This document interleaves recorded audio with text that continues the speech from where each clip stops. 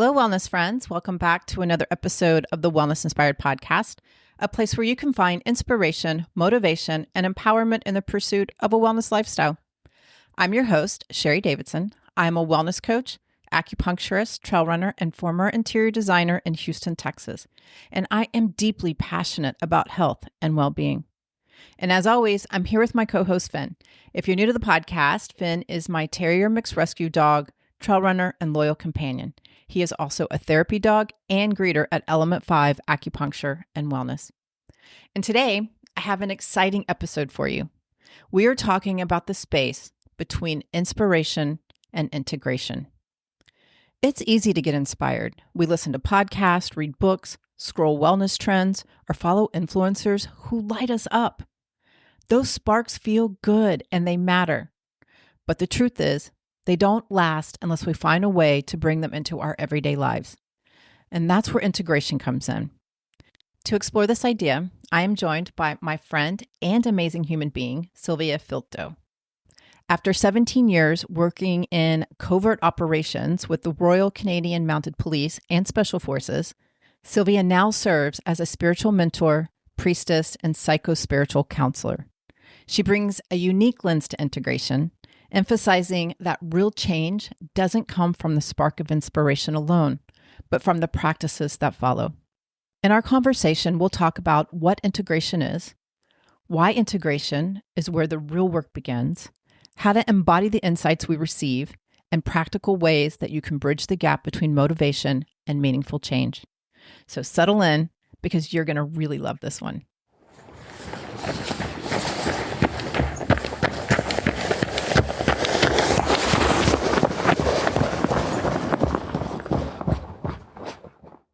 Hi, Sylvia. Welcome to the podcast. I'm so happy that you're here.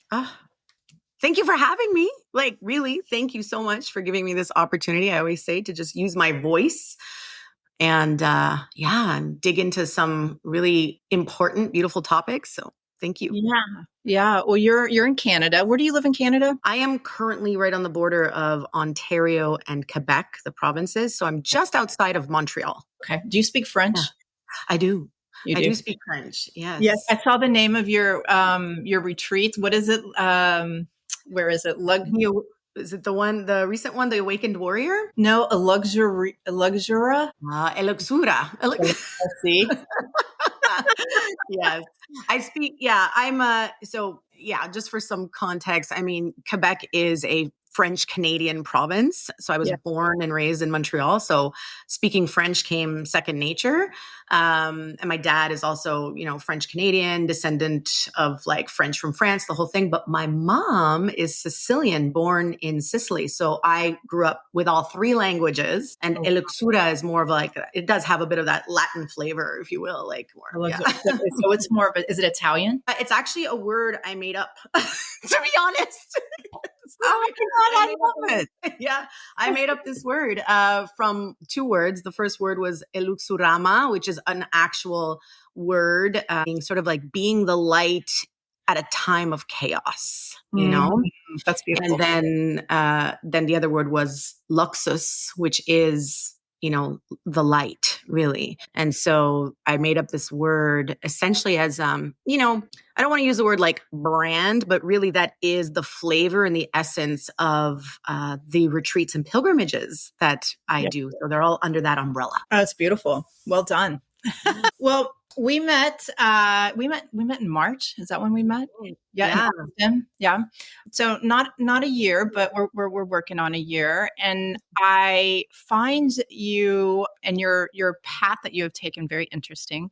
And I know everybody else will too, because you went from a covert agent to a spiritual mentor. Yes, I did. You spent 17 years in high pressured covert operations with the Canadian military, our police. It was the police, yeah. Yeah. Tell us a little bit about that. Yeah, I can.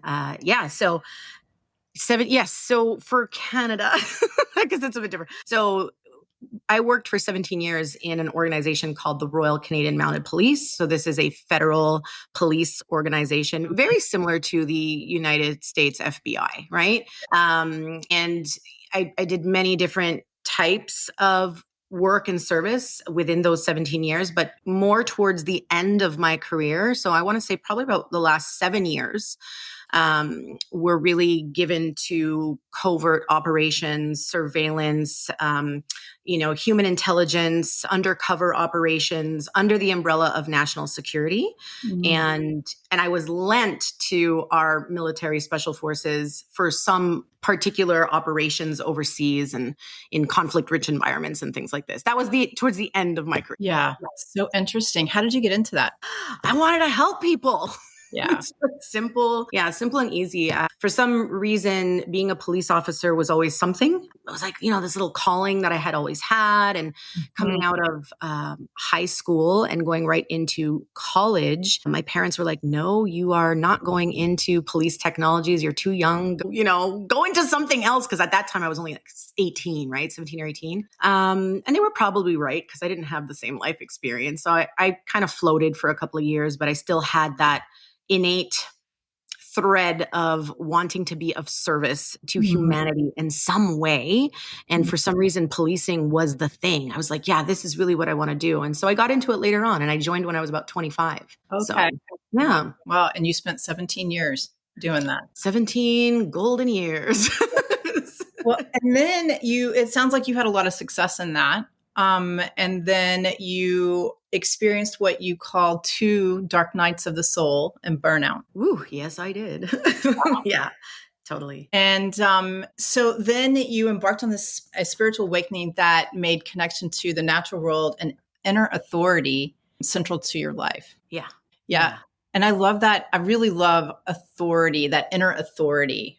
What does that mean to you? It's a great question. And why I also love it so much, especially in particular to my experience with authority, having, been through the realm of policing and, this other kind of like authority, right?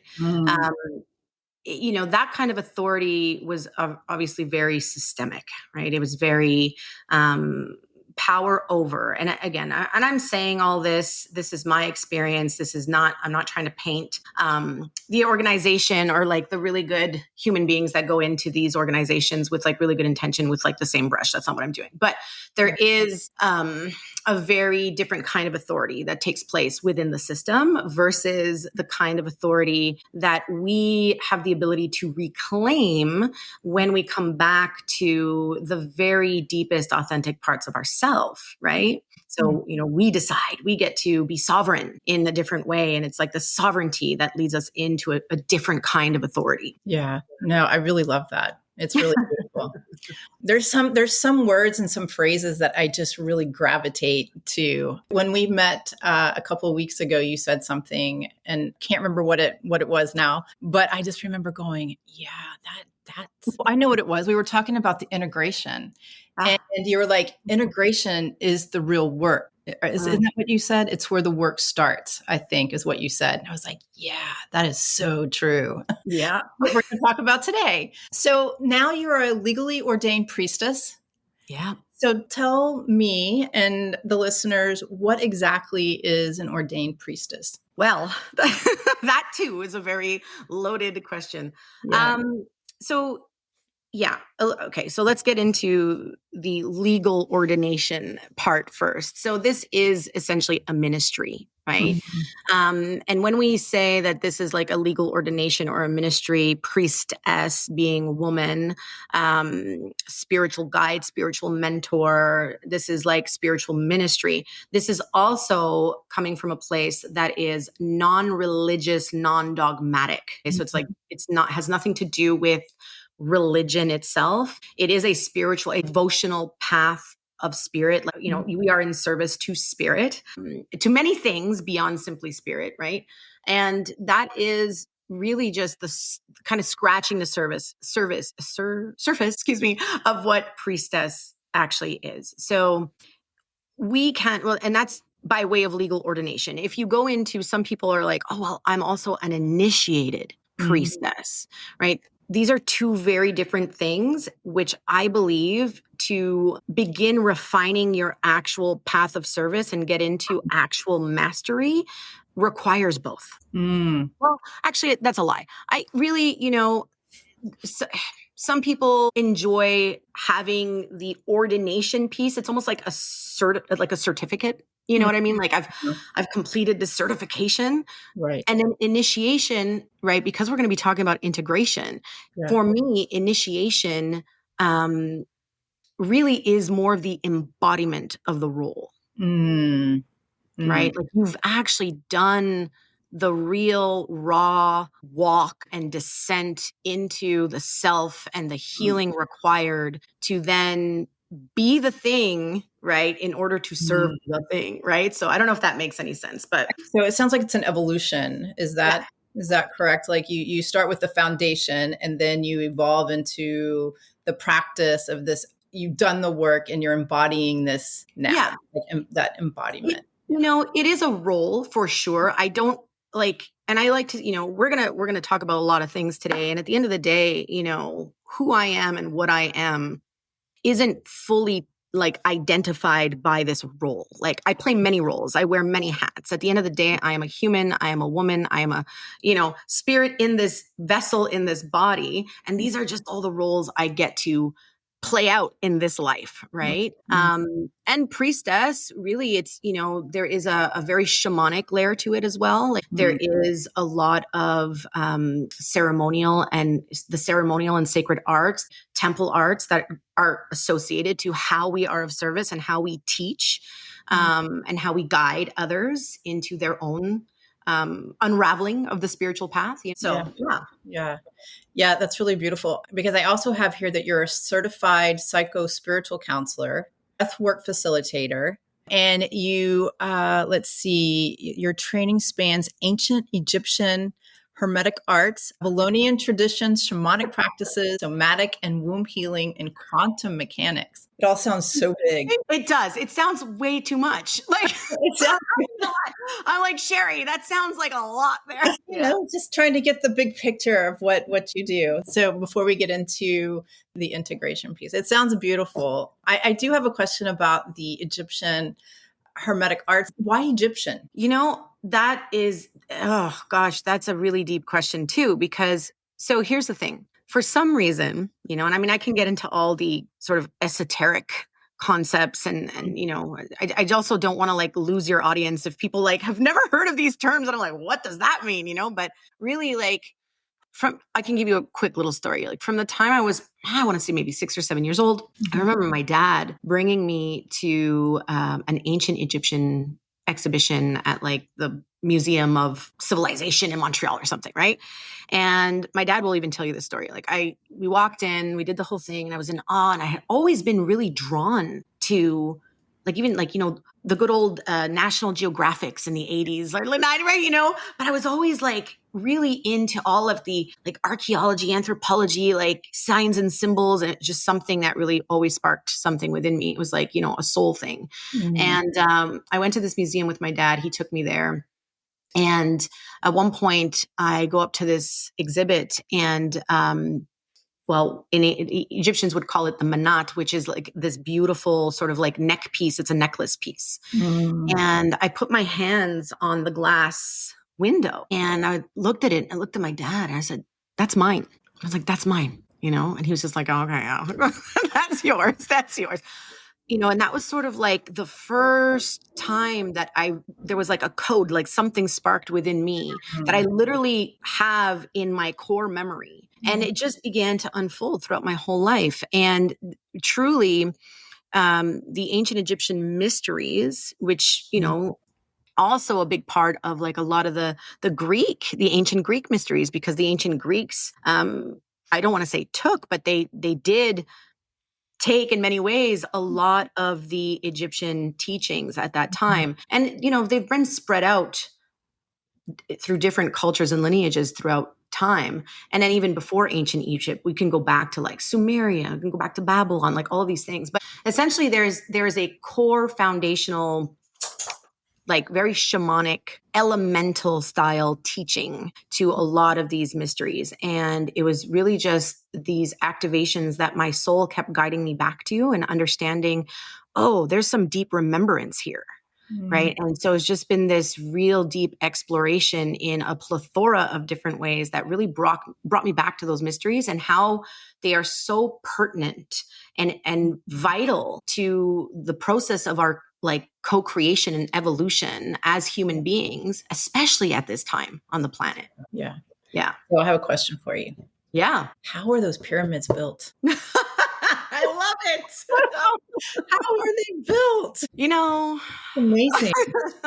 I'm going to tell you, when you spend time inside them, as I have done many times, and I will be doing it again in October very soon, there is absolutely no doubt that it is not of this earth. Yeah. There's no doubt. I can, and there's so much that we are reclaiming and that is being rediscovered nowadays, right? And coming up from what I call the shadows and like things that have been like hidden from us. And right. So this is very cosmic. It really is. And I'm like, challenge me on it. It's all good. Just like, I know it is.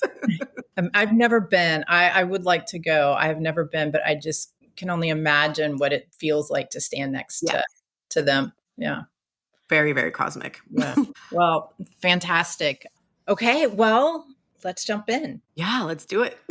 Just to kind of set us up a little bit. I know we were talking before, and what I like to help people with, my clients with, is to bridge the gap between wellness inspiration and integration, because I feel like it's easy to get inspired. It's easy to get motivated. We start with a lot of momentum, a lot of excitement.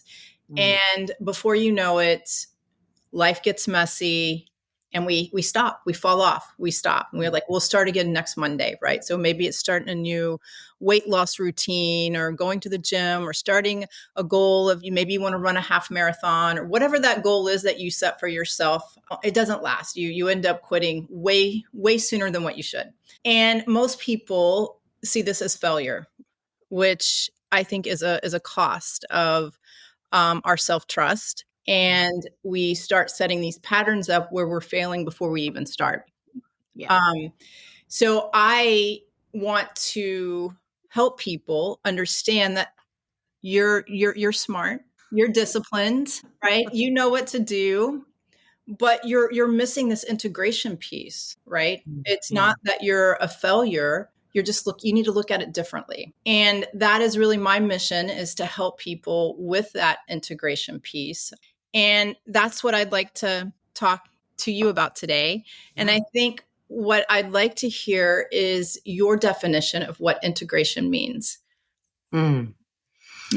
Well, yeah, thank you. I can go really deep with that particular definition, but where I want to really keep it simple, right? And not go into like too much complexity is simply put, what is integration? Like integration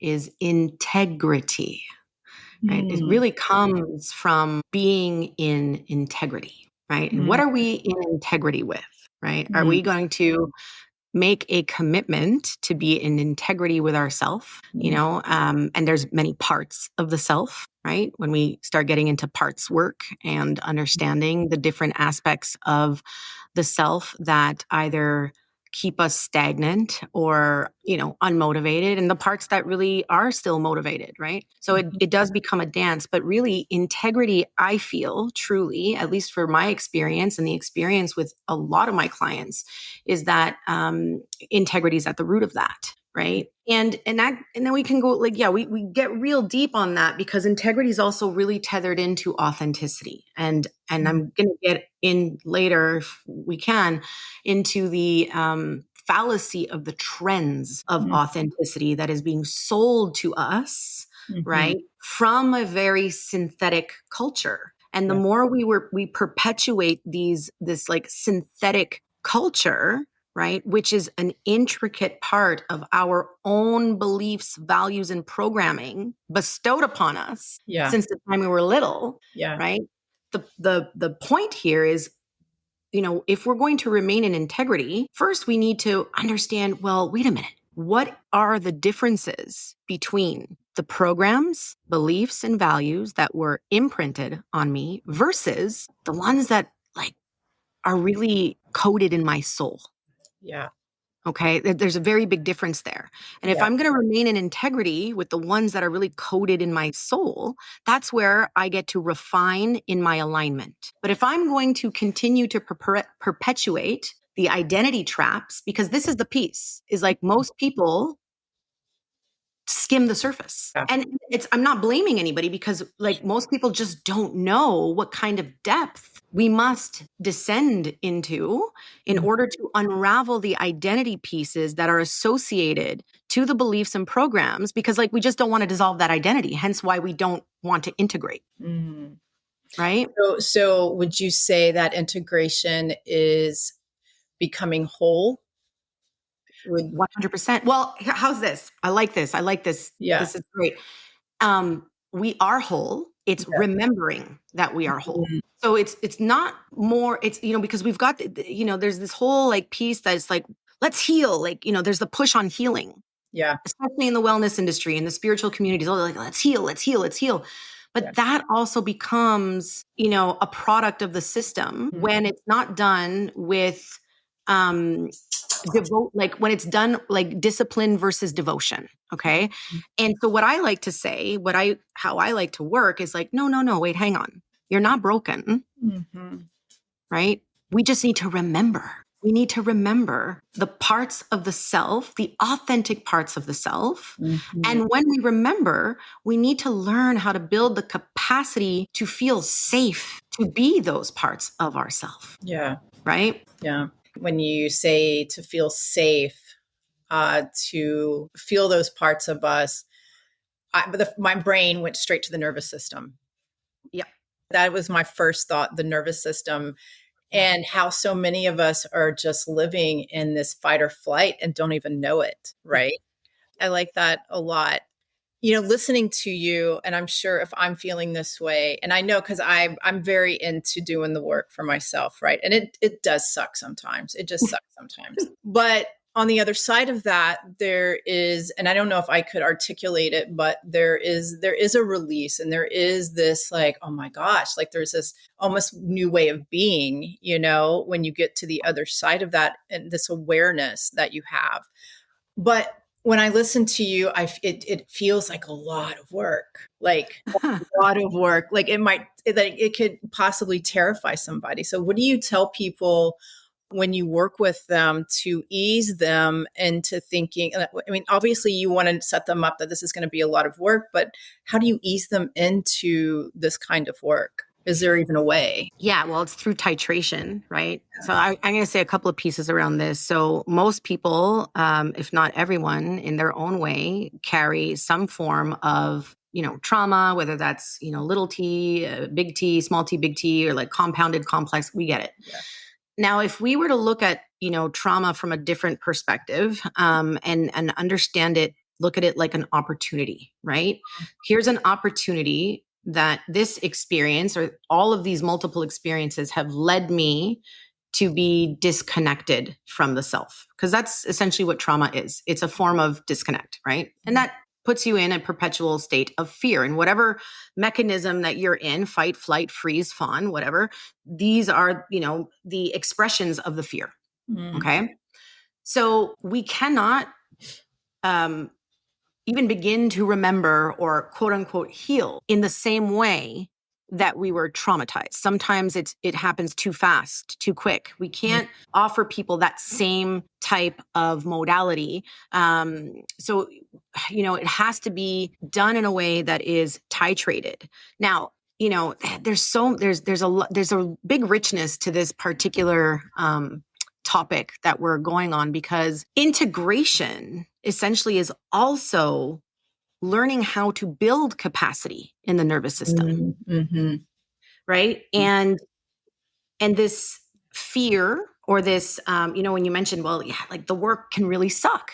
Yeah. Yeah, because that's another piece I find culturally, people have been sold on this like quick fix thing, Mm-hmm. right? So we have to understand that these things take time. They take investment, energy investment. They take investment.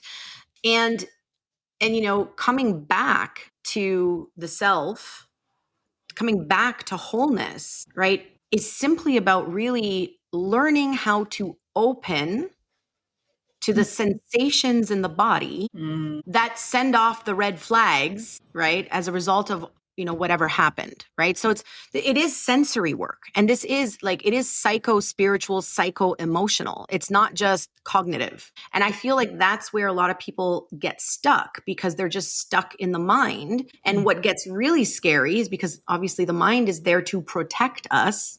Again, it's a bit illusionary, but we get stuck up here, and we're not willing to descend into the sensations of the body, where the actual energetics are being held, right, around those core wounds, that all we need to do sometimes is just take the time to be really present with them and meet them consistently, gently, allowing ourselves to finally open. And when it opens, it releases. Yeah.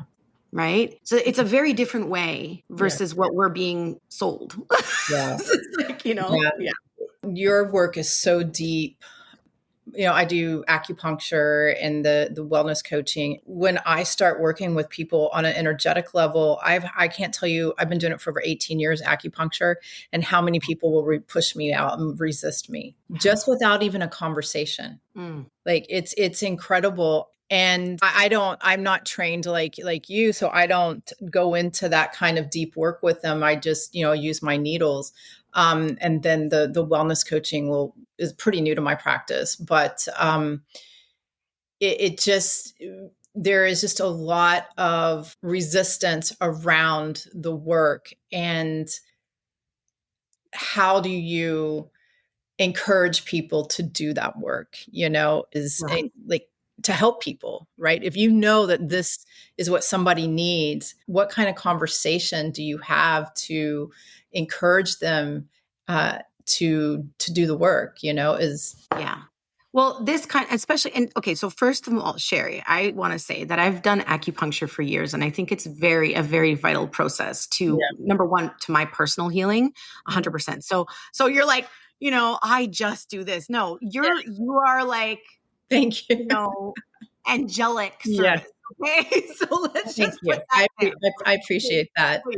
Because it's really important work. And most people obviously don't understand the depth of like how acupuncture really works. And of course, it's been around for thousands of years. So it's like, but how do we get people ready? Here's the thing. Like there is a, and I always say, and I'm very honest about this, not everybody is ready for the work. And not everybody's going to be ready for this kind of work. And I personally, as a guide, as a mentor, as a practitioner, I'm not for everybody. I'm really not. And it can be scary. And I do scare people. Like, I'm just going to be honest, but not like in the best of ways, because here's how this happens. Okay. I'm always evolving, and I'm always a student of the mystery, the great mystery. I'm always. Okay. And as a result of that, I am consistently in my own practices. I am, consistently evolving my awareness and evolving my consciousness. And what does that mean? That means that I too get to integrate. I too get to embody and become, the more evolved version of self, like the more evolved version of my soul. And the more I do that, the more my authenticity begins to, I'm going to use, for lack of a better word, vibrate, at a particular frequency. And some people, I don't even need to say a word. I'll walk in a room and people are like, oh my God, like I can't even go near that person. It's like, it just doesn't mesh, because to them, I might be too much. I might be whatever. Right. And that's fine. Usually what happens is those that come into my world, who are very like inquisitive, like, what do we do? Like, what kind of work do we do? And it's like, there is a deeper inquiry that goes on in terms of, what work have you done before? What are you prepared to dissolve? Like, what are you prepared to actually invest energetically? What kind of threshold are you at in your life where you might be stagnant and kind of stuck in this place, but you want to get here? And this is what getting here requires. Are you ready for that? Yeah. So there is a big conversation that happens because especially in the work I do, is very bespoke, very tailored. It's not cookie cutter. It can't be, because we're all very unique, right, in our own way. So yeah. No, I love that. Well, let's get back to the integration. So we talked a little bit about what integration means. What else would someone need to know about integration? Let me give you an example, or Okay. well, let me give you a scenario. Let's say someone, I hear this all the time. I know what to do, I just don't do it. Right? I know I got to get up, I got to go to the gym, if I want to lose that extra 15 pounds. Right? So I know what to do, but I'm not getting up. I'm okay. So I'm just not going to do it. This just isn't for me. Right? Yeah. What I normally will tell people is, okay, well, there are more than one ways to lose 15 pounds. Maybe you don't have to get up at 4 a.m. and go to the gym every day. So I like that authentic piece. There's some, exploration and discovery about what might work for them other than getting up at 4 a.m. and going to a gym. Take somebody like that and walk us through a scenario of like how to approach integration with this person. This person really wants to lose those 15 pounds. They really want to find, like they're devoted to finding that thing that works for them. Right. What would you tell them? What would you say to them? Well, you know what? I love this question. I have gone through that myself in many ways, coming off of, severe PTSD and complex trauma myself through like the policing worlds, and then, having come back to remembrance and other things. And I've had to find all the different avenues on how to get healthy, right? Mind, body, spirit, all three. Yeah. So what I would say, is again, it goes back to, number one, what do you truly desire and why? Right? Why do you desire to lose these 15 pounds? There needs to be a real deep self-inquiry. And we're using this example, right? Like, okay, but like there needs to be a really deep inquiry around what is your why? Because if your why is simply based on something that is synthetic, materialistic, or, is just for the look, right? It's not going to last. Right. But if your why is based on the understanding that, okay, because I'm carrying this extra weight, it's actually doing X, Y, and Z to my body. It's impeding on my ability to evolve in, all these different ways. We need to get clearer understanding on, number one, the grief that is held around the parts that you have abandoned. Because a lot of people really are addicted to shame. And I'm going to say this, and it's probably going to trigger a lot of people, but shame is the core addiction that literally drives all other addictions. Interesting. Okay. Yeah. I want to come back to that, but go ahead. Go ahead. And what happens is that, literally even from, like when we're literally sitting in shame, the actual chemicals that we create in our brain, it literally can feel like a dopamine hit. Okay. So what I'm giving you here is just the different layers of depth of actual inquiry. And then once we get to some awareness on those aspects of inquiry, then we begin to create a path forward and say, okay, well, it's not about like necessarily, going to the gym, and doing X routine. I mean, that's part of it. But then, what is your relationship to food? What is your relationship to stress?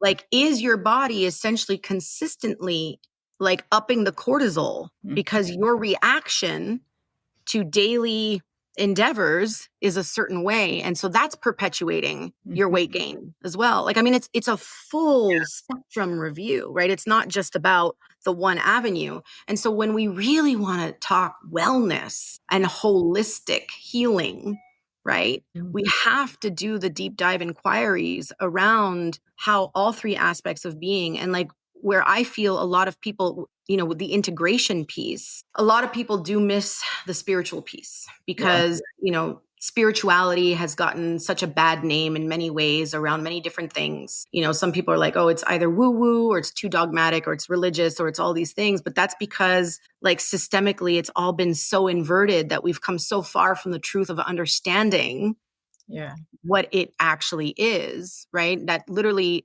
feeling our emotions is actually spiritual. Okay. So, right. So there's all of those pieces. I don't know if that answers your question, but yeah, it's really important in my work too, to figure out what is the why behind the goal, right? Yeah. I really like that. I'm still thinking about the integration piece, and I'm curious, when I say integration, and I am talking about helping people integrate their wants and desires into their daily life, right? And talking to you, and also as a wellness coach, I know the work that comes with that. And I'm wondering if, like, when you talk to clients, do you talk about the integration piece, or is that something you do? So it's something that you bring up front and you talk about it and you explain to people like what it's about, what's happening, and that it's an important part of the process. Absolutely. Absolutely. So, I mean, and again, depending on the work we're doing, when I say that, like if it's like a mentorship process, like a 3 or 6 month mentorship process with like 1 or 2 private retreats, that's completely different. It's a bespoke process, and there is preparation and integration in the process, right? So whether it's that we're doing like a breath work, or we're doing like plant medicine and the ceremonial arts and all these types of things, which again is not for everyone. I can get into that whole thing, but what I'm trying to say is that it is imperative that integration is a part of the process. So really, it's about the embodiment. So, and I think this is where everybody gets so confused, if you will. Like, well, what is embodiment? I mean, it's very simple. I can either, let me just give you an example. Well, okay, I'll give you the example of like policing. Like, I'll just like, I can go and study criminal law for 3 years, or I can, be in boot camp for a year, and I can do all like the actual learning and academia aspects of policing. But believe me, I am not an embodied police officer until I've been boots on the ground and I've got some like time under my belt, and have like really learned the job and understood the dynamics and learned how to actually talk to people and learned how to like, I mean, there's, this is the difference between sort of like sort of like an intellectualized cognitive process versus like embodiment, right? It's like be the thing. And so where I find a lot of people struggle nowadays is, well, a lot of people don't understand what embodiment is, because we live in a culture that is extremely disconnected from literally just being human. Okay. Like, what does it even mean to be human? What does it mean to be a woman without inversion or oppression or shame? What does that even mean? What does it mean to be a woman, who's working in a system that has been like very inverted, and like, and I'm not just saying this is for women, but for men too. Like, I can go into the whole, aspect of systemic illusion and like all the inversions and distortions that are literally programmed into us. And so, before we even get into integration, people need to come into deeper awareness of where they too, are living out inversions in their daily life, where they too are really disconnected. And I feel like that's where it gets really scary for people, because there's a lot of people that really just don't want to face that.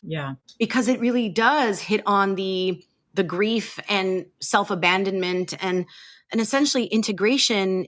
Like the antidote of self-abandonment is self-care. And that's another term that's just been diluted and marketed. And wellness, wellness too. Like, I'm on this mission to, promote real wellness, which I think is the work you're doing in that individuality that you I say individuality, I think is the same as you saying remembering, right? That we're all different. We're not mass produced. And you have to get in there and explore and discover what that is, right?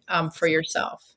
Yeah. You were also talking about authenticity as well. And I think that's another piece of that I think has been diluted. And so when you talk about these systems that, we've been programmed to think and to feel, explain to people, I know what you're saying. Someone else might not know what you're saying when you talk about that, if you're not used to hearing that kind of talk. This is another one that goes really deep. And I know that we may not be able to unravel all of it. So I will definitely refer to people. I write a lot about it. So, there's a piece that I could refer everybody to actually listen to it. It could be a little triggering for people, but hey, this is just who I am. But no, when I talk about like systemic deception or systemic illusion, I'm what I'm speaking to are the very aspects of, I use the word empire, versus like temple. And of course, as a priestess, what do? We steward a temple. Many of us who have been on the path of evolution or, spiritual path or self-development really do understand particular principles. I say universal laws around, as within and so without. And I say this all the time and I will say it till I'm blue in the face, but like everything that is within us is also reflected outside of us. Okay. In many ways. And so, our body is temple. Our body can be considered temple, and empire is pretty much a completely different blueprint. Empire is very much something that is built for the purpose of having power over, for having control, for perpetuating fear and what I like to say, the dis-ease of many threads of scarcity. So what happens when we are in a perpetual loop of scarcity? We are always in lack. We're always consuming. We're never enough. We're constantly outsourcing ourselves, right? These are all deep-seated programs that actually are generational. Okay. And so this is this is just scratching the surface on the deeper work. It's like, well, what were those beliefs and programs that were systemically passed on to you? And I'm not saying this to point the finger. Sure. Right? It's the government's fault. It's their fault. It's like, or whatever, my boss's fault. No.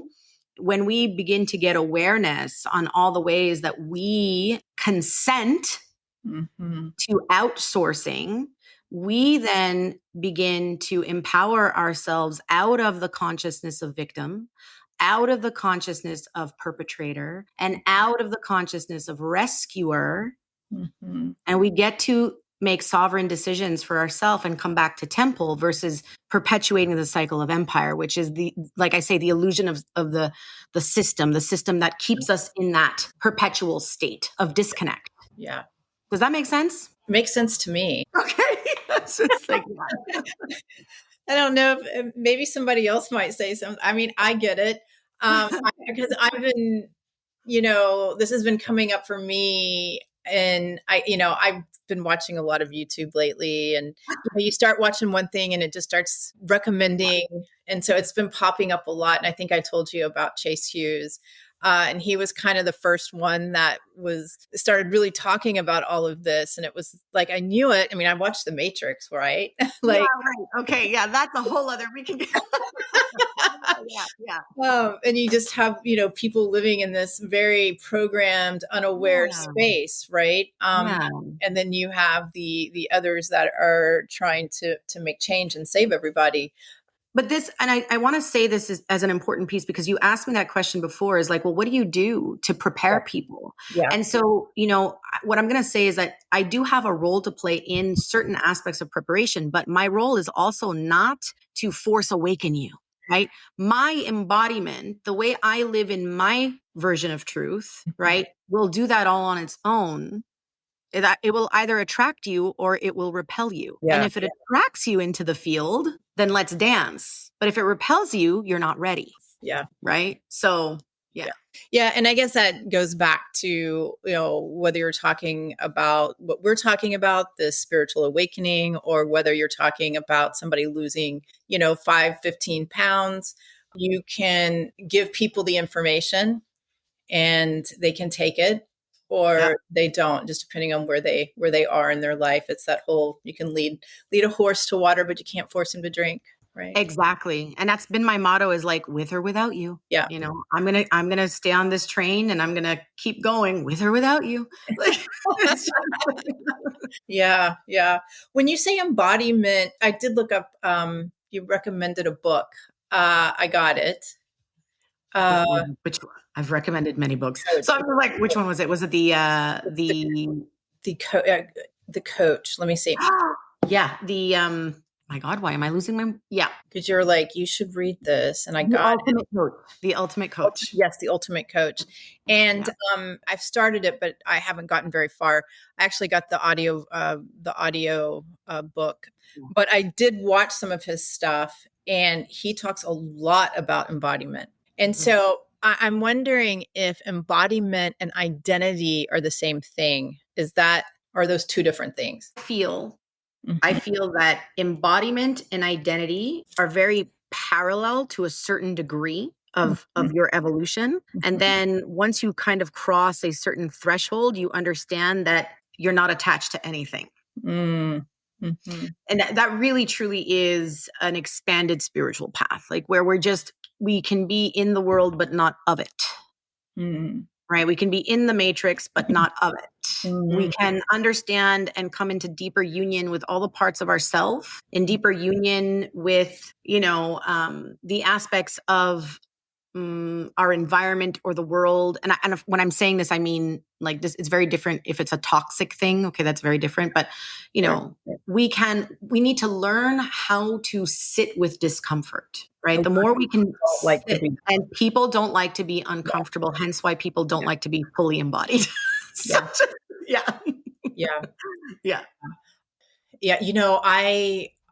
I've been an athlete pretty much all my life. But in the past, probably 10 years, 15 years, I started doing a lot of endurance sports. And it was about getting really uncomfortable. Mm-hmm. And it was about who I was in that moment. And I always love these events because it's not so much about completing and crossing the finish line, but it's about who you become in the process of doing something like that. Totally. And I feel like all of these endurance sports, because I used to do Ironman, now I'm ultra running. And it's just, I feel like it has really changed me as a person because I've had to sit through that discomfort and people don't get it. But I really love it for that. Yeah, absolutely. It is definitely an amplifier in so many ways. And again, I want to say that too is part of a spiritual path. Yeah. Running, getting in the body, learning how to move the body, really allowing the body to be an instrument of how your spirit desires to be expressed, right? All of it. And this is why I'm saying, like, people omit that understanding based on like particular beliefs, right? But if we can remain open-minded to the understanding that, like, it's really not woo-woo. Okay. I mean, there are some people who can be just I'm not going to say that, but really, like, what you're speaking to is part of actual, not only self-development, but spiritual development as well. Yeah. Wow. Yeah. There's a book called Running with the Mind of Meditation. And it's by a Tibetan Buddhist. There is a center in Colorado that is about his teachings, and I did it. And so I went and I meditated all day long and then went for runs. It was great. It's amazing. Yeah. It was amazing. It was amazing. Some people will ask me what I listen to when I do some of these events, and I'm like, nothing.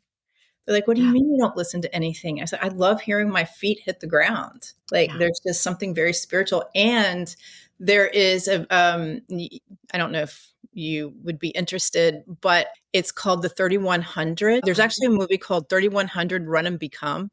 It's a documentary. It's about a race. And I can't remember the monk's name, but he puts it on in New York City once a year.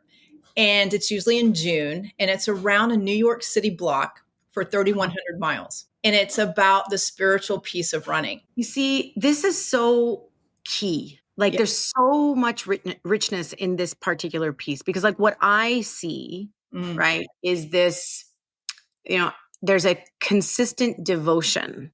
Like it's not just, I mean, there's an aspect of discipline, but I feel like when we become over disciplined is when we actually lose the holistic intention behind it. When it becomes devotional, right, it's about a greater mission, right? And so what I love about this part is that, I also, integration leads to titrated embodiment, which then leads to mastery. Right. And so this is another part of where I feel anyways, we are seeing so much distortion, in the wellness world, or all the things when it comes to a lack of mastery, because there's a lack of actual embodiment.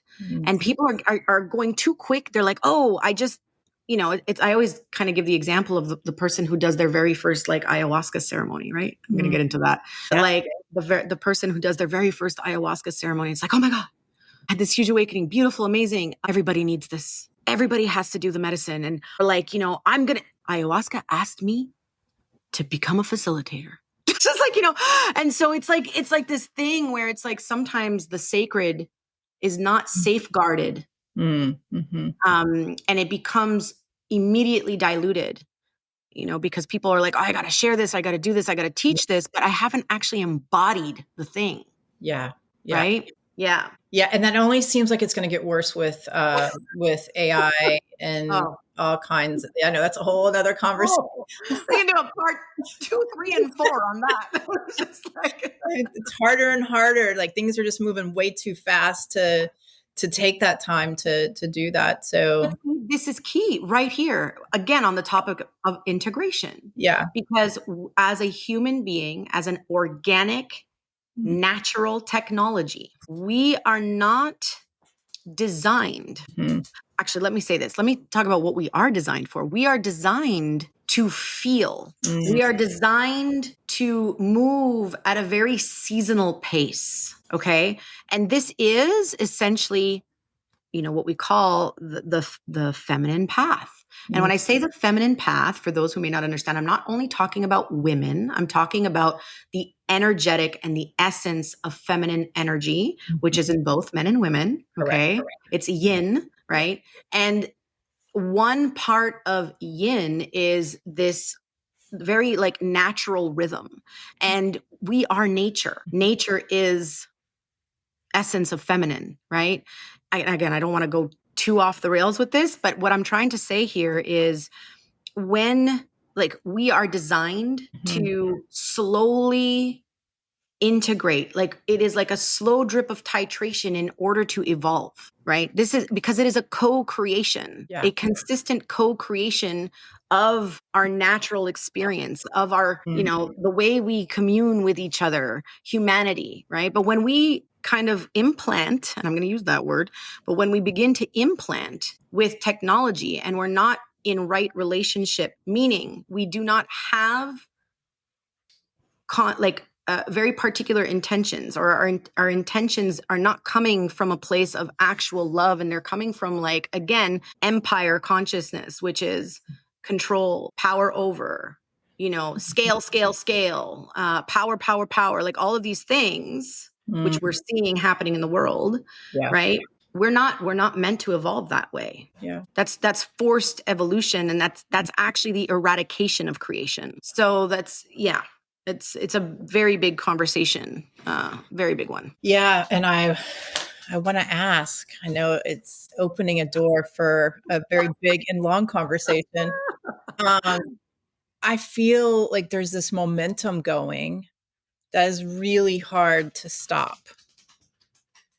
And there can be people like you, there can be people like me, and there's other people out there doing the work, but it doesn't seem like there's enough people doing the work. Like, am I right in saying that there's a lot of momentum built up, and like, how do you stop that? Like, how do you reverse that? How do you pull it back in and try and start to go the other way? Like what, because I also feel, and I made a note to say something, that part of the beginning of all of this work is awareness and being mindful, right? Would you say that?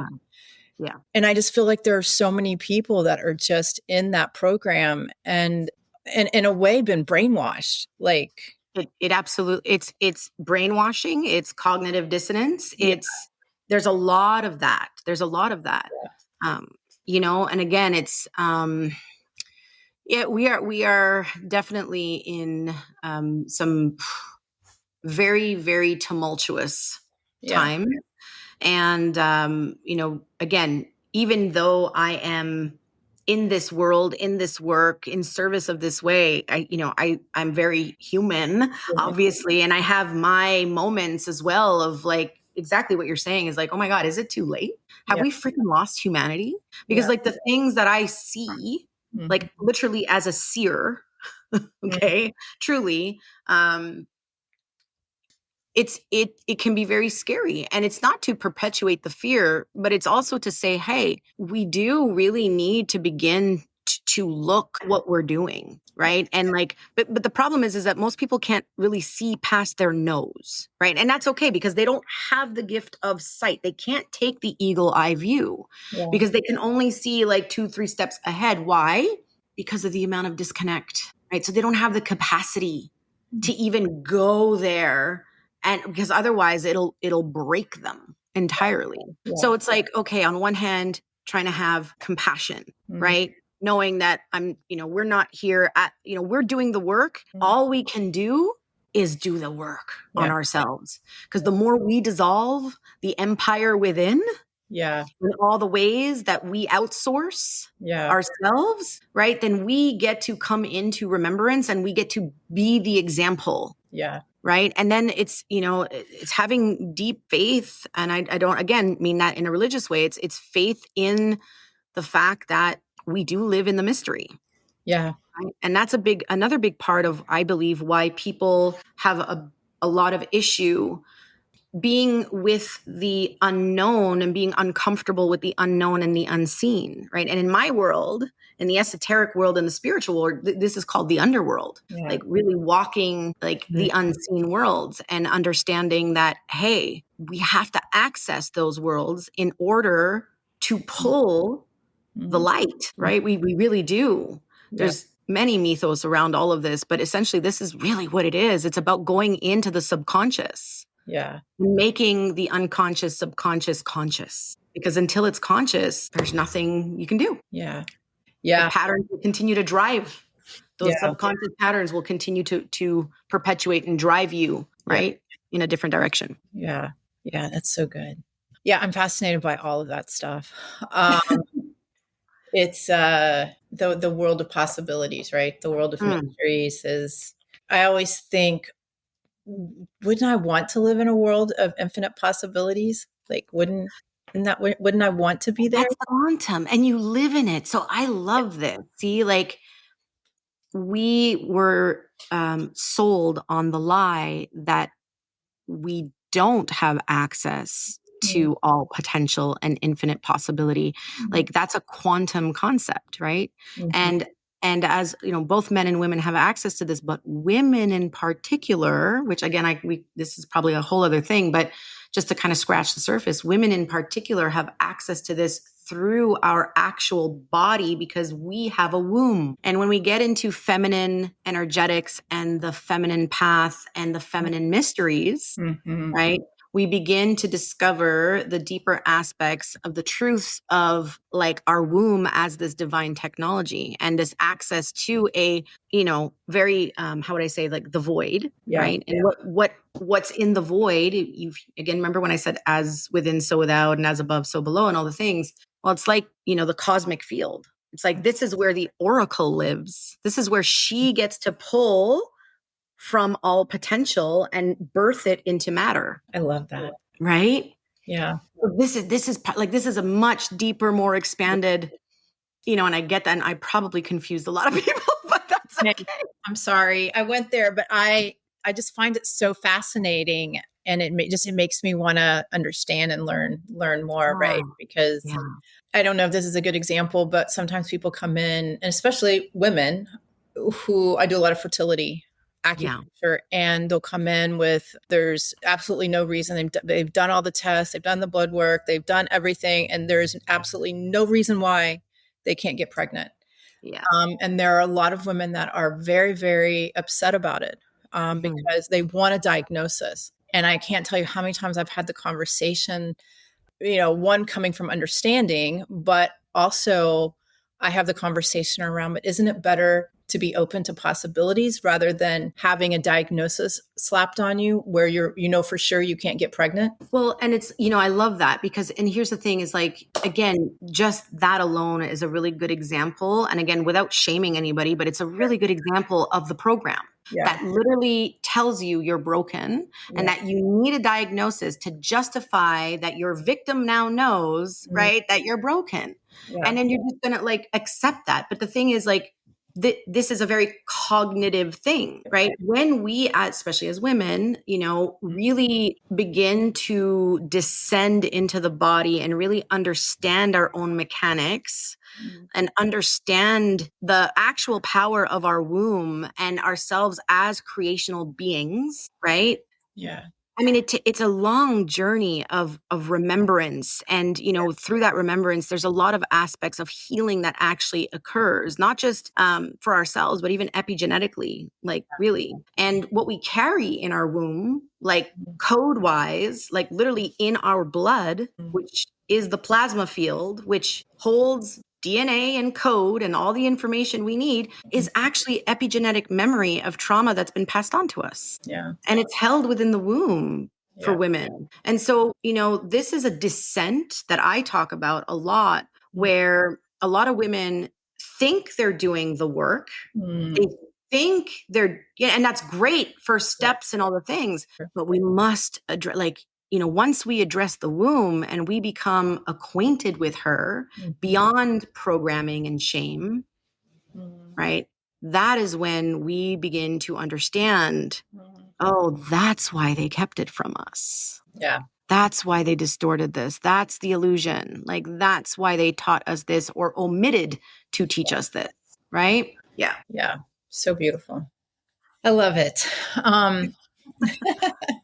I'm going to send people to you for fertility. No, I work with a lot of really great women. I don't have kids. I was married. I am divorced, but we didn't have kids. It is such a drive for women, like women are incapable of getting pregnant. It is like, it's their identity. I mean, it's everything, right? They do feel broken when they can't get pregnant. And it is like they can't live out what they're supposed to be doing. But I've worked with a lot of really great women and a lot of IVF. And I think I see IVF as this great gift. I'm not sure how I personally, for myself, I'm happy it's there because I think it's made a lot of happy women. Yeah. But the intensity of it and the drugs and all of that, I don't know, but to each their own. I don't judge anybody for it. I think I've seen a lot of smiling faces because of it. Yeah. Yeah, no, absolutely. No, exactly. Everybody has their own path in this for sure. And, one thing I do want to say is that where IVF is more common or even potentially readily available and normalized in our culture, what isn't is the natural feminine path, and what actually has the potential, right, to allow you to have access to fertility when you become fertile in all the ways where you're actually subconsciously impeding on fertility. Yeah. But because that's also been really eroded out of our culture. Yeah.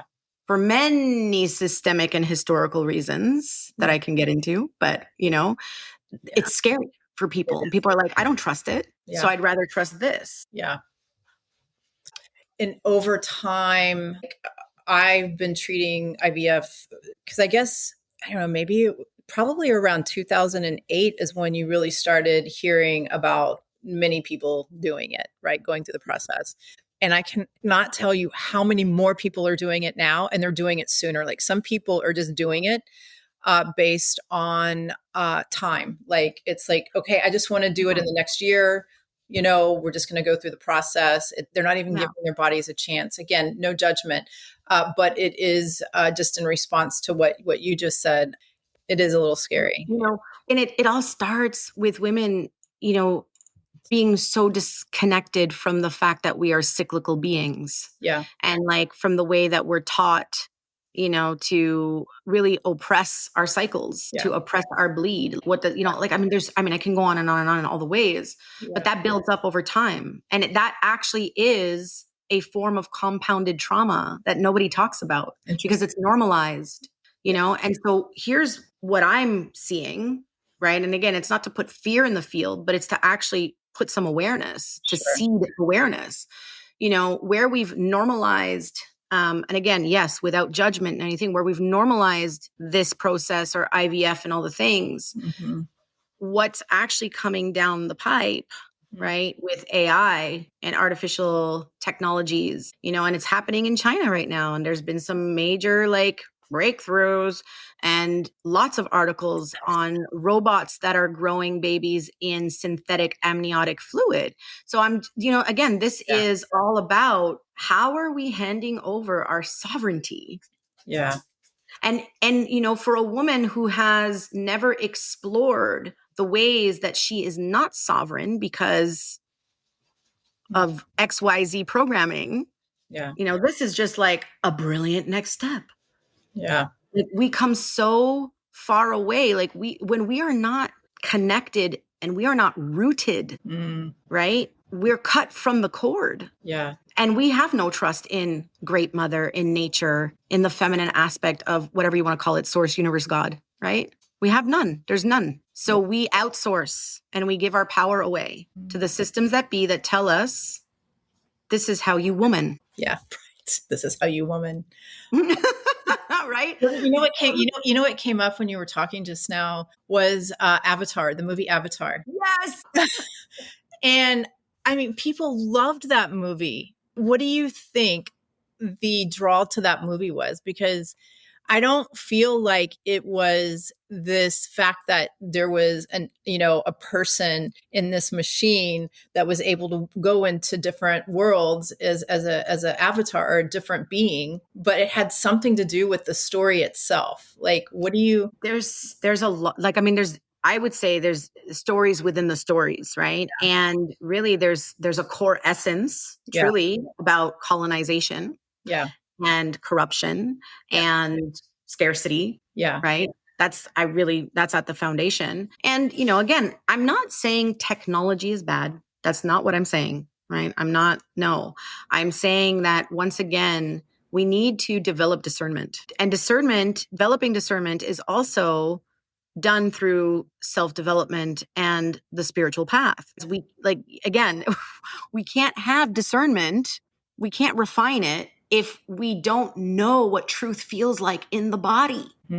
True. Like it must be felt at the core. Like most people don't even know what their no feels like or their yes feels like. Yeah. That's a sensation, right? It's not like, do you know when you're in contraction versus expansion? Yeah. Right? This is sensory, somatic. Avatar, I think, you know, like, I mean, that's a whole other thing with the Hollywood movies and all the things, like, you know, I can get into all of that good rabbit hole stuff. You know, I enjoyed it. Personally, I enjoy Avatar. Yeah. My kids have watched Avatar. I think there's a lot of really good, thick things to think about because it's stuff that has happened on our planet, and it's happening on our planet. Yeah. You know, so. Yeah. It was interesting how that popped into I just saw the tree. Yeah. Excellent. Okay, so we kind of diverted there for a little bit. I love all of this. This is all pertinent. It's all pertinent to integration. Yeah, it's all good. So what's a daily life like in Sylvia's world. Sylvia's world. Look, I am a mom of 2 teenage girls, 13 and 15. I've been in my marriage for 26 years now. So it is definitely far from perfect. We have had to make, consistent efforts and choices and commitments through our own personal evolution. So I do not want to paint any kind of picture that says my life is so pretty and spiritual and I run in a meadow with flowers on my head. Hell no. I am human. You're doing the work, right? You're doing the work, right? Here's my biggest thing.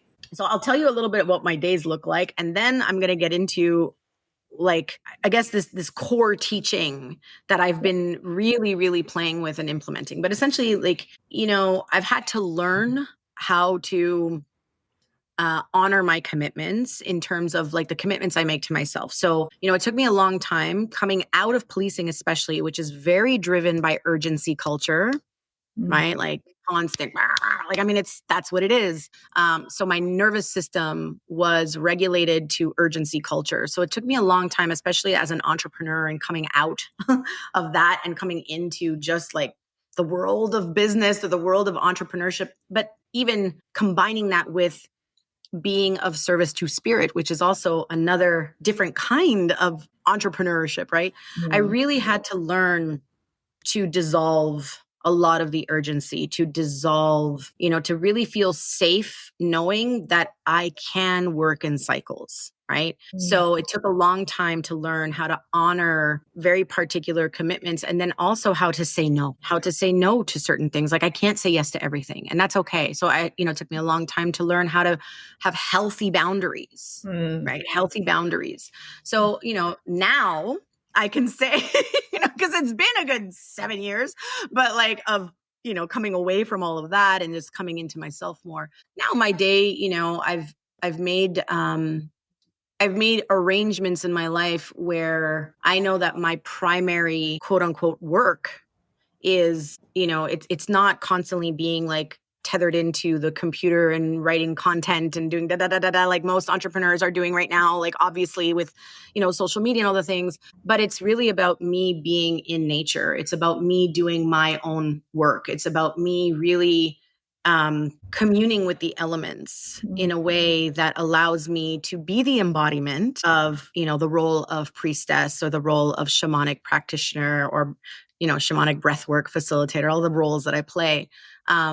I have to be the thing, right? So that's my work. So really my mornings, are very much dedicated to being in the work for, several hours, whether that's through meditation, movement, my workouts, prepping my meals. It's really dedicated to wellness. I've had to dedicate certain times of the week specifically for self-care practices where it's massage therapy, or maybe it's my acupuncture. So it's really about honoring the vessel. Yeah. Right. And then there's the reality that, I'm a mom. I have 2 kids. I have a husband. I have a business that I'm running. I have clients that I meet. I have a life.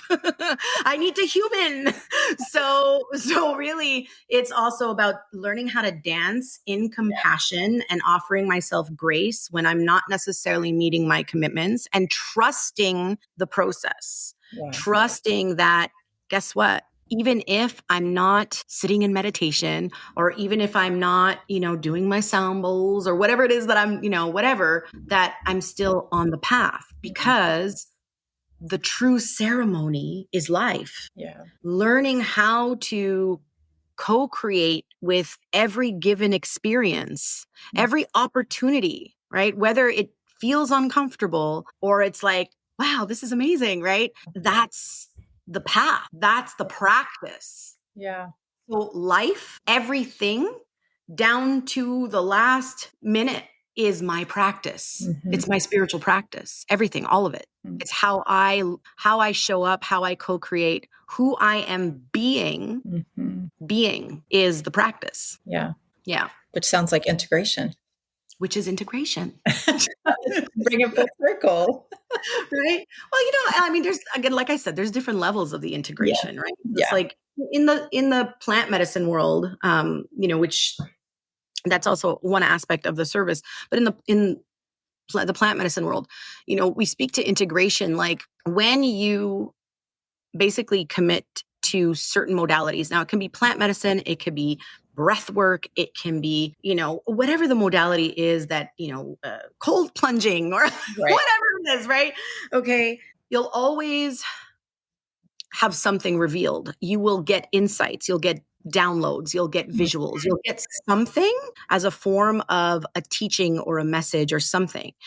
And what I like to call those the gold nuggets, right? And so you get these gold nuggets, and then because you've had this peak experience, right? Then it's like, well, what do I do with these gold nuggets? How do I actually implement this in my life? So, like, for the purpose of integration in that regard, it's, like, oftentimes we do need guidance. Like there's it's very different doing your own mushroom ceremony in the woods somewhere, which can be very expansive and beautiful and all the things, versus like a ceremonial rite of passage, right?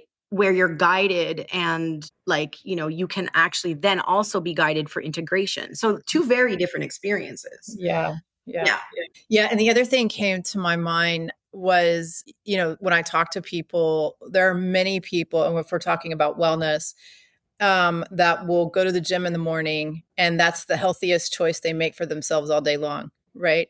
Like, it's not integrated and weaved throughout their day. It's like, it's very compartmentalized, right? Yeah. So that came to mind when you were talking. And which I love too, because we're not making the connection. Like, and I'll give you one example. Like, imagine that you're going to the gym and you're doing set exercise, and it's actually like, your heart's beating. So your muscles, literally like you're tearing the muscles so that you can grow the muscle. Your heart's, well, we need to understand that like what we're feeling and experiencing at a physical level is also happening at an energetic level, right? And so when we're not tethered in to that awareness or understanding, like why would you want to expand the capacity in your heart? Because the more we get stronger, like every aspect of our body, every organ is designed very divinely and specifically to play a role in your microcosm, in the ecosystem, right? So this is what I'm saying is like, I think a lot of people just don't have that deeper understanding. So they're like, well, I'm going to go to the gym and I'm going to do my thing for an hour, but then I'm going to go sit for 8 hours in front of my desk and literally like do worse to my body than a smoker would. Yeah. So it's just, Yeah, it's incredible. And it's only getting worse. Yeah. But if you could give people 1-2 integration tools that they can use, what would be some good integration tools? Well, it's again, because it's often very unique to the person. What I can do is maybe, can I give you an example of an actual client? Okay, like I'll give you a really like a live example because it's a lot easier for me to do it that way because I work so like uniquely with everybody. For instance, I had a woman, lovely, lovely woman who was having a lot of difficulty, using her voice, okay, for many reasons, inner child wounding, all kinds of things, right? Ancestral, like all the things. And so, it became increasingly clear that she was also having some difficulties that were very womb and ovary related, actually cervical related. And I'm just going real deep here. So to make a very long story short, as we began to peel off the layers and, offer different practices to do a lot of different things, the integration, right, became two things. Well, we understood that the energetics that were being held in the womb were directly associated to the stagnation and blocks that she was having to actually be able to utilize her voice. Now, if we want to get into the science of this, the vagus nerve is tethered right into the cervix. It's also tethered into the voice. When we tone and vibrate, right? Like we're toning, it sends a vibration that actually calms the nervous system, right? So that's just one example. So like the integration then becomes, okay, where do you feel safe using your voice? What does using your voice entail? Let's start small. Can you sing in the shower? Can you tone and just sing in the shower? Do you feel safe doing that? Yeah, of course. Great. Cool. Okay, great. couple of weeks pass, we're doing some different integration. Then, you know, the bigger step comes. It's like, oh my God, you know, my boss said this, this, and this, and I froze. Okay, what could you have done? Well, I could have done this, this, and this. Okay, great. So what I need you to do, right, as to become the thing, you need to do the thing. You need to use your voice. So what would you feel comfortable telling your boss? How would it feel, right? Then we do some role plays. And then it's like live, because a lot of when I work with clients, we have like live messaging back and forth, right? They can actually access me through a 3-month process. Like they have access to me like, you know, during the week pretty much. So it's like something comes up at work, I'll get a little message. Oh my God, okay, I did this. Okay, great. Let's reassess, let's realign, and let's action, right? And so the action then became ways that she was implementing her voice and speaking her truth, very small steps. And now, you know, like she doesn't shut up. I love it. I love it. Beautiful thing. Yeah. Yeah. I love that. And I've seen it a lot with fertility and voice and having a voice. So it's interesting that you well, they're designed the same, right? So if you look at the actual design of, you know, the whole aspect of like thyroid, throat, the whole thing, and you look at the design of the ovaries, it's the same design. I mean, and again, there's a lot of stuff that I teach about this stuff too, but I mean, yes, it is directly related to our voice. It is really, really connected. Yeah, in many ways, many layers. You're just going to have to come back. There's too many things that we need to talk about. I really think that would be a great topic for most of my audience. It's women. So I think it would be well received. And of course, I do, as a Chinese medicine practitioner, I still do episodes on acupuncture and TCM. Even though the podcast is geared towards my coaching, I still like to bring those pieces of myself into the podcast. So I think that would be very well received. So you'll have to come back. Anytime. So many things. Okay. Well, I think we're almost at 2 hours. Yeah, that's huge.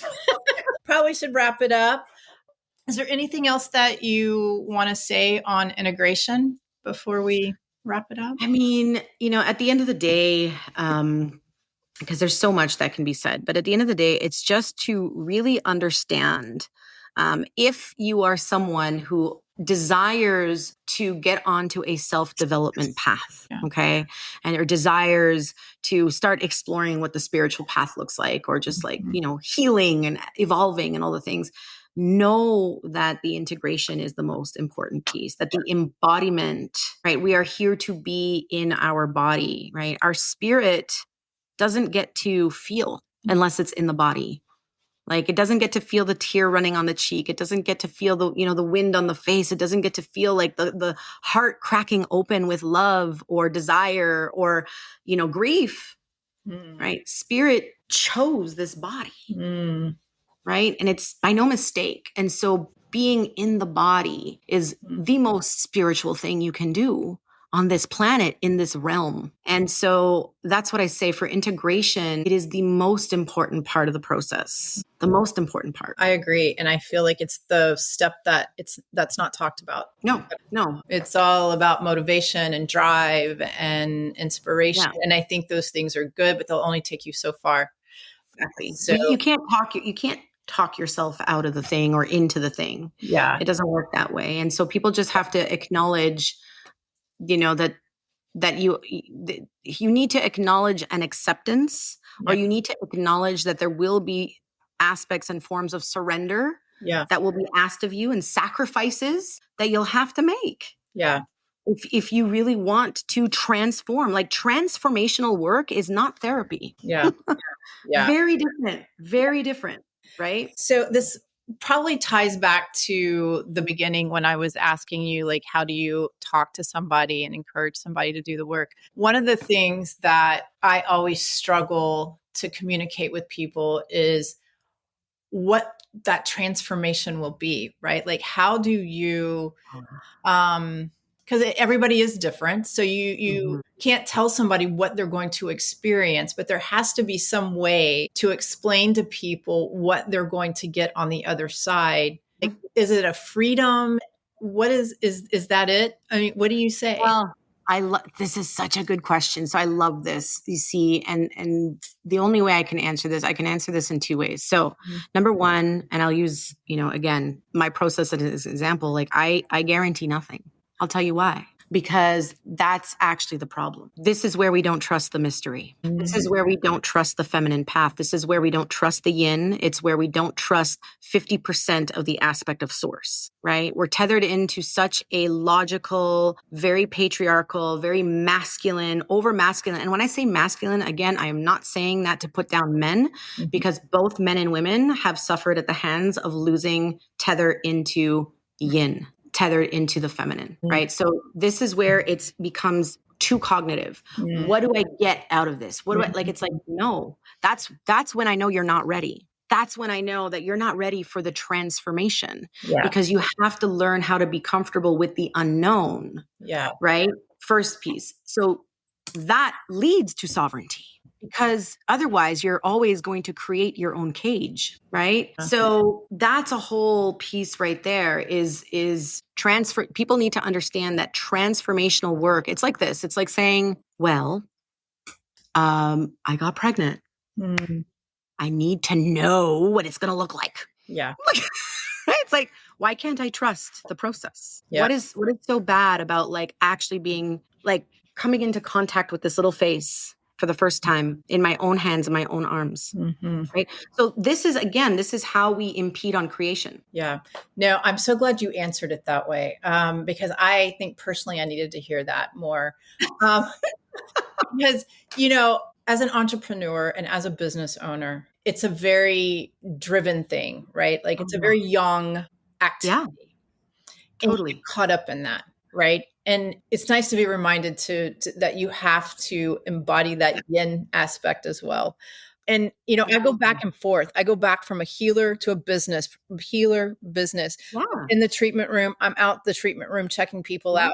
I'm here, like I'm trying to figure out how to grow my practice, they're very, very young activities. And sometimes I forget to nourish that yin piece. Yeah. As I'm sitting here saying all of this, I remember a video you posted, and it was you kickboxing or boxing, and then you were meditating, and then I was like, and I think I commented on it, and I was like, nourishing yin and yang or something like that. Yes. And I also I'm a kickboxer. Yeah. I kickboxed for 16, 17 years, and I do Chinese medicine. And I read somewhere once that if you're going to hurt somebody, you have to be able to heal them. Yep. Yeah. And because I was a martial artist, and so I mean, that's not the only reason why I went into it, but I do remember reading that and I was like, oh, it makes perfect sense, right? Yeah, totally. The yin and the yang of a martial artist. Anyways, I love that answer, and it was a good reminder for me. So thank you. I'm happy it serves. Yeah, we can dig into that another time too. So there's a lot to that. So yeah. We have lots of topics to discuss. Okay. Well, anything else? Tell people how to find you. I know you write, you're on Substack. Also, in the show notes, if you want me to take any of your particular writings, send those to me and I will put them in the show notes, because I know you said you could link some back to some of your Substack writings. So send me all of that, but tell people. Yeah, absolutely. No, thank you. It's just been so great. I just love having deep conversations. It's literally like one of my love languages. Like just give me a space to have deep conversations and I'm so happy. But so thank you for that. People can find me on my website. I've got a website that I'm currently revamping. So just to let everybody know, it is www.intemana.ca. And you can find me on Instagram on @priestess of the blue fire, and on LinkedIn at Sylvie Filteau. And I've just gotten so passionate about Substack and writing lately. It just gives me the freedom to actually unravel like deeper themes, whereas LinkedIn and like Substack, not Substack, but Instagram gives you these tiny little, I'm like, no, I can't do this. Those are the ways you can, find me and find my work. And so I'll put all of that in the show notes, so people can find that. And you will definitely have to come back because it's obvious we have some unfinished, deep conversations to have. Absolutely. I really appreciate that. So thank you so much for being here. And yeah, we'll see you next time. Absolutely. Thank you.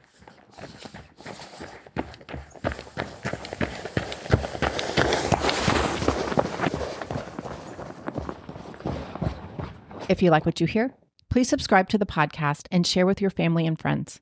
You can also give me a rating and review wherever you listen to your podcast. It helps others find me as well. To get updates on new episodes and wellness inspiration in your inbox, please join the Wellness Inspired community. Go to thewellnessinspiredpodcast.com to sign up.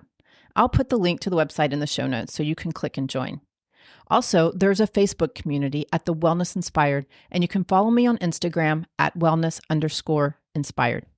If you're in the Houston area or just visiting and interested in our services, acupuncture, herbal medicine, cupping, zen shiatsu, or dry needling therapy, contact us. You can find out more on our website at element5om.com. That's element5om.com. And again, I'll put the link in the show notes. If you're interested in health and wellness coaching, we can connect in the clinic or on Zoom. Reach out to us and we'll get you on the schedule. And as always, I would love to hear your feedback. I am dedicated to bringing you great content that is inspiring and informative with an artsy, fun, edgy spin. Thank you so much for listening. We'll meet here again next time. And remember, never stop exploring, learning, loving, and being you. Bye.